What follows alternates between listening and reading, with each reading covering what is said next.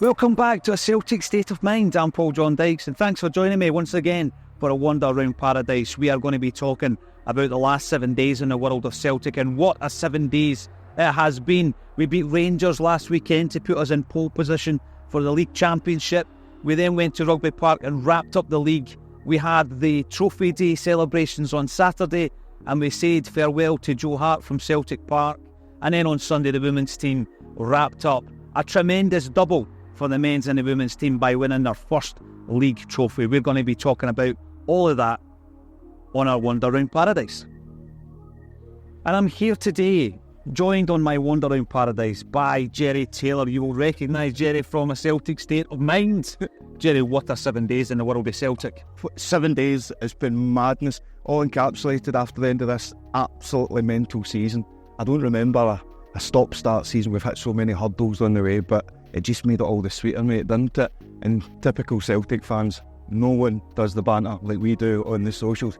Even when we're losing, we're better at the banter than anyone else. So You've got to be. Aye, it's been great fun. I think there's been a lot of tension over the season, fighting in between fans at times. Obviously the Green Brigade getting banned, the whole Abada thing. So it's just so satisfying for it all to go our favour in the end. And I was looking forward actually to hearing Brendan Rodgers after the game talking about everything you've mentioned, you know, because it hasn't been plain sailing.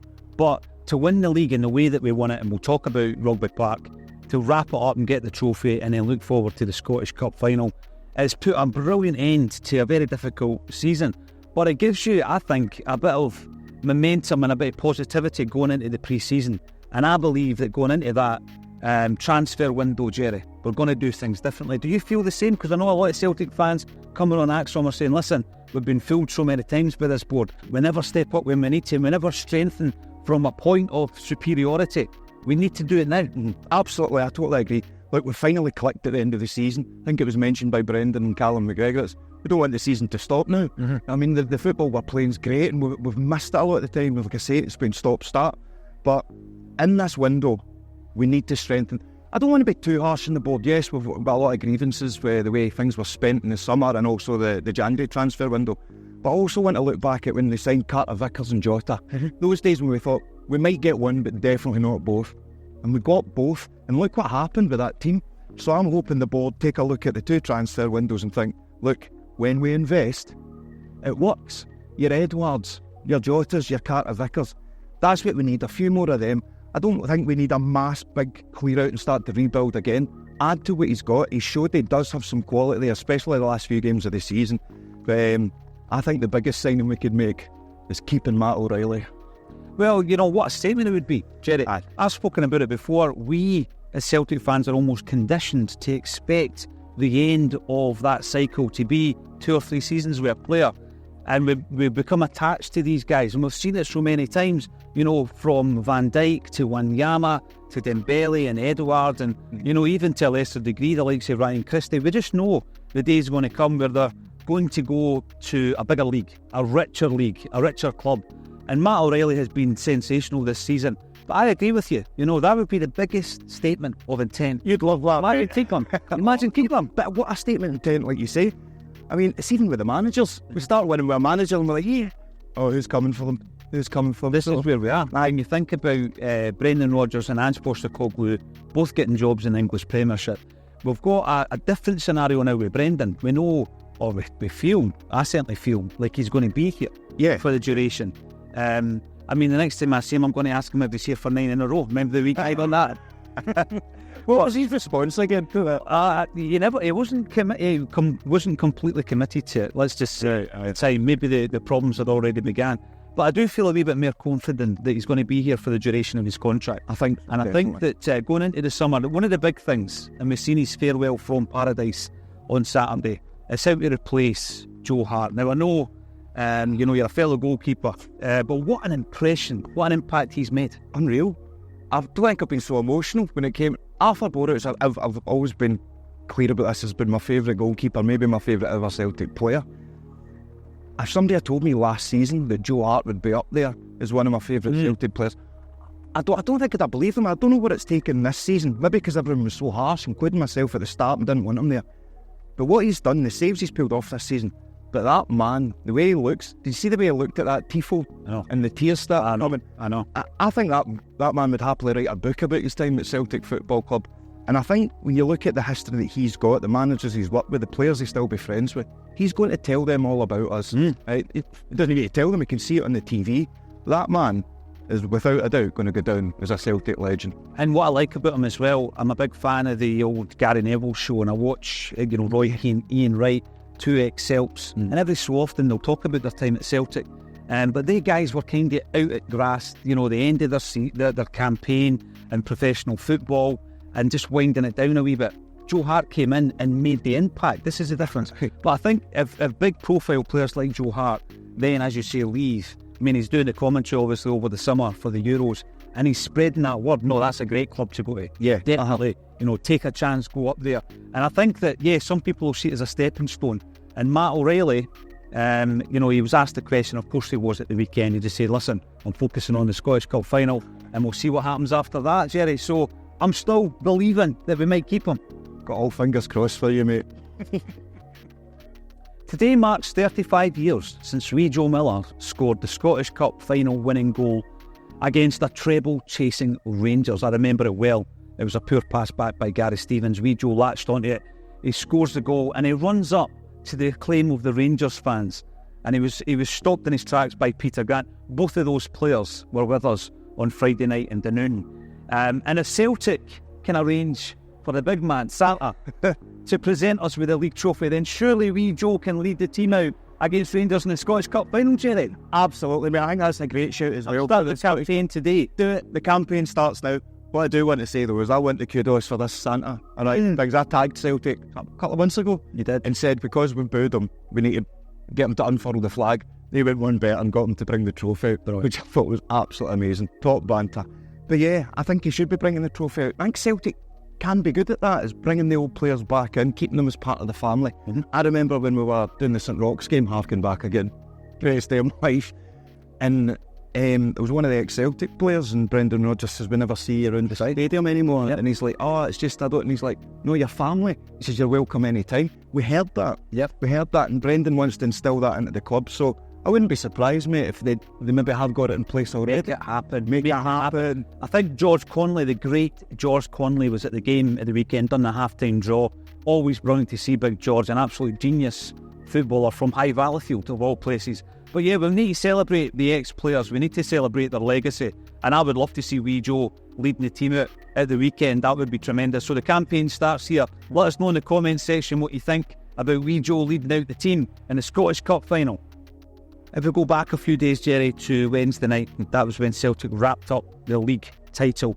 We were going to Rugby Park and against a Kilmarnock side that Brendan Rodgers had struggled against. Not just this season, by the way. His record hasn't been great against Killie in both times at Celtic Park. So we're going in there and it was not a done deal. But what we produced was one of the best performances of the season. And a big part of that was down to Adam Ida. So the question remains, what do we do with the big fella? Do we make it a permanent move? Do you know what? I think we've got to now. I was on the fence for the past few months about him. Not taking away anything he's done. He's scored some big goals. He really steps up when it matters, and he has done a lot of the time. I think it was such a brave move for Brendan because I was dreading that Kilmarnock match for a long time because they have been a bit of a bogey team. Can't he just blame the pitch? That's not been great, but like you said, beaten in their own ground. And that's what made it more satisfying to see them click and for Ida to come on. And just straight away, he just took the game by the scruff of the neck, really, didn't he? And yeah, you can see what it means to him too. It's not just because he's got the four-leaf clover tattoo or an Irish accent. The passion's there, and you can see it in him. He loves to be at the club. And if he can come in as Norwich's third choice striker and Brendan Rodgers can get a tune out of him when other managers have been struggling, think what he can do with him in a pre-season. And I thought, I was sorry for Kyogo because he's one of my favourite players. But Brendan got it right, and I don't think anyone can disagree with him. He did get it right, there's no doubt about it. I mean, for me, I've heard all the same transfer fees as everybody else, £5-6 million. If that's the price, you buy him. That's the way I look at it. If it's going to cost you £5 or £6 million, Jerry, you buy him. He scored the big goals against Motherwell, against Hibs, big goal against Rangers in a 3-each draw.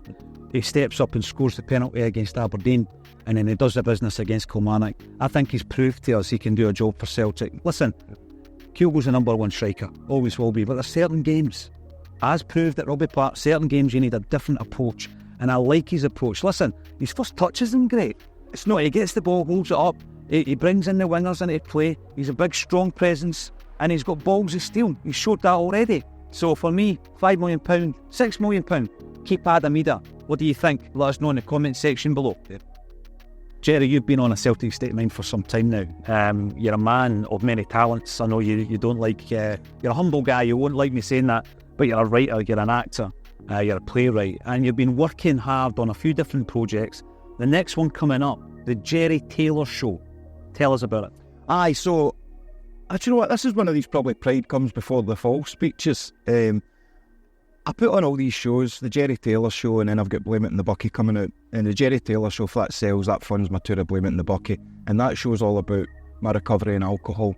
And the Jerry Taylor Show is going to be the first ever sober variety show that I've done. So I've been really looking forward to it. However, it hasn't been selling great, so we're doing a big campaign to try and sell some more tickets to get people in the door. Now, I know a lot of people are going to say to me, why are you putting on your own shows then if you're risking selling? Now, we've got a baby coming as well, but we didn't know that when I put them all on. And what I tell people is it's not easy for me to get into this industry. I'm working class and it's a lot harder for people now. And I've probably had a chip on my shoulder, mate, and I've been fighting the working class cause in the industry maybe a bit too much at times. And I've maybe alienated myself. But either way, I'm in a position where I have to try and put the work on myself because it's not going to get given to me by anyone else. And it's a shame because there's a lot of that happening in the industry just now. Working class people, we don't have the budget, so we need to take risks about using this money to do it, using that. It's the same with football. I mean, some of the best actors in the world are working class. You can tell by their performance, they've lived it, they've breathed it. It's the same with footballers. See, if we didn't go with working class footballers, we wouldn't have the best footballers in the world, the best managers in the world. Mate, we wouldn't have the Lisbon Lions. And I think we need to reassess things in the industry. And I would want to be a big voice in that and to try to help. And I always try to do it is hire working class people. I'm not saying I don't hire people that are working class and we shouldn't be able to work together. But it's sad to see, you're starting to see it in football, you're starting to see it in acting especially. So this is why I'm doing it. We have to put our own shows on. So anyone that can help out, buy a ticket for the Jerry Taylor Show, the 13th of July. It's got myself, it's got Wee Wido from TikTok and Twitter, it's got the legend Dean Park. Dean was going to try and make it up today, but he couldn't make it. He's an absolute legend. He hasn't performed in 4 years. I watched him as a kid and wanted to do what he did, and it's come full circle, and now he's in one of my shows. And the last thing I want to do is cancel it, mate, especially when he's got your face all over it. So we're doing the big push for that. So if anyone can, 13th of July, Centre Stage Kilmarnock, the Jerry Taylor Show, also starring world-class vocalist Abby Watson, who was away singing in Vegas with one of the husbands. So there you go. So it's been a tremendous week in the world of Celtic, Jerry. Champions again. The domination isn't just presently. It's not just the last decade. It's a generation of domination. It's 25 years of domination.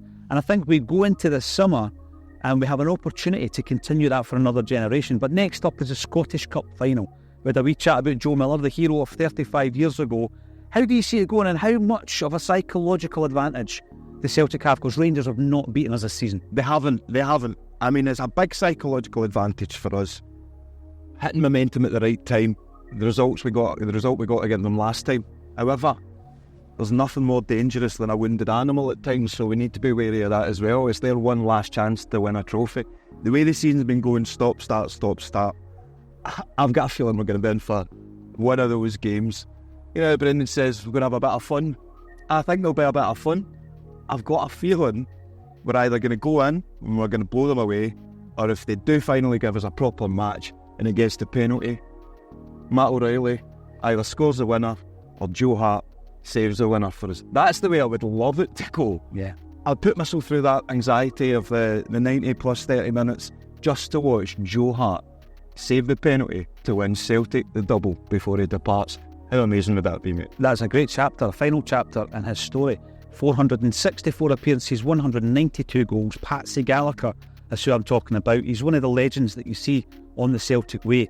And his great-granddaughter wrote her name into the Celtic folklore at the weekend. How incredible was that story though, Jerry? That reaction, but shivers, man. Oh, I know. Listening to it in Gaelic. Yeah. You know, it was just the pop of that crowd, the timing it was done. There was a lot of people comparing that end of the league to the old helicopter Sunday when it didn't go their way. Mm-hmm. But to see them doing that and to be their maiden title as well, just thought it was absolutely unreal, because the teams had their own disruptions over the season. We're losing one manager, another one, and we talks about maybe players going in, players going out. So to do that and to keep going, it's a Celtic way, isn't it?